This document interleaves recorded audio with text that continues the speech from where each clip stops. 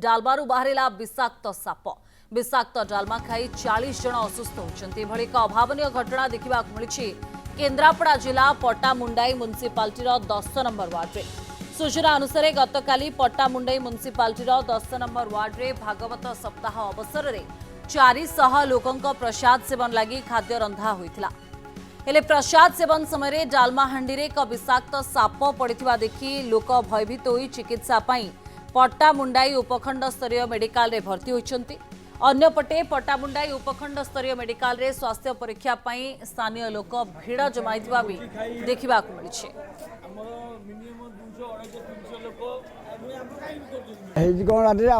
बलिदान था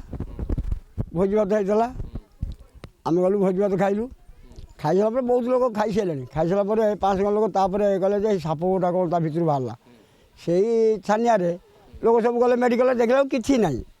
कार कि ना ठाकुर दयारू कृपारू भल समझे रही मेडिकल जाइए कि किए क्षति ना साप कमी बोले आम भी देखनी जो लोक देख दौला से देखा कौन साप गोटा बाहर ता भर मला साप से बोधे विषाक्त साप होता कौन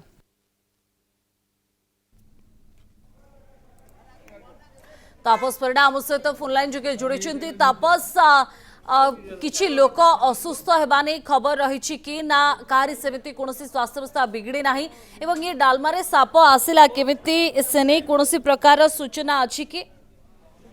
निश्चित भाव स्वस्तिका देखु जिते गतकाली जो पट्टामुंडाई म्युनिसिपालिटी 10 नंबर वार्ड रे भागवत सप्ताह अनुष्ठित होउछि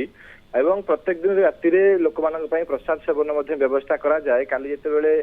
लोक मैंने प्रसाद सेवन 400 लोक मान प्रसाद सेवन व्यवस्था कराइला किछि लोक सेथि मध्यरु खाद्य खाई सारी आउ किछि लोक मध्य खाद्य खाई नथिले हठात जने देखिथिले जे गोटे से जो डालमा हांडी जो हांडी डालमा रोषे होइतिला से हांडी रे गोटे साप भासुथिबार बा मरिकी पड़िथिबार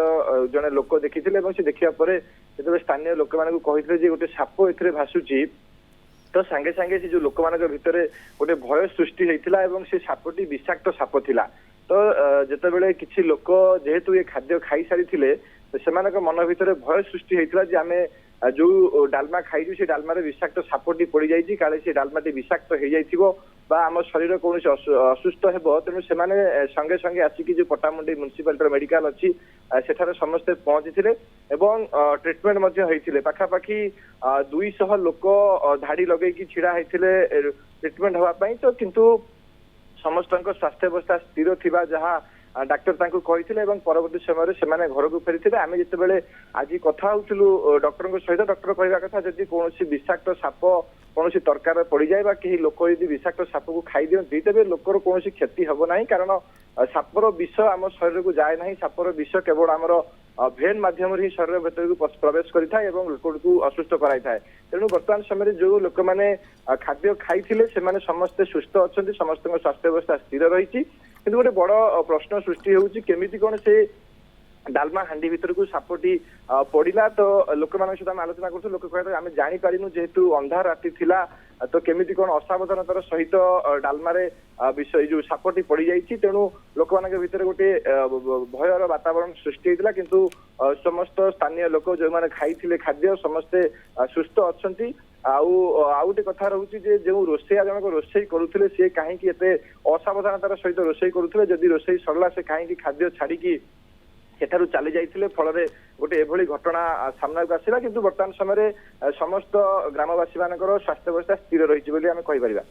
सृष्टिका धन्यवाद तापस आपनकर समस्त अपडेट पाई। हमर मिनिमम 200 250 लोक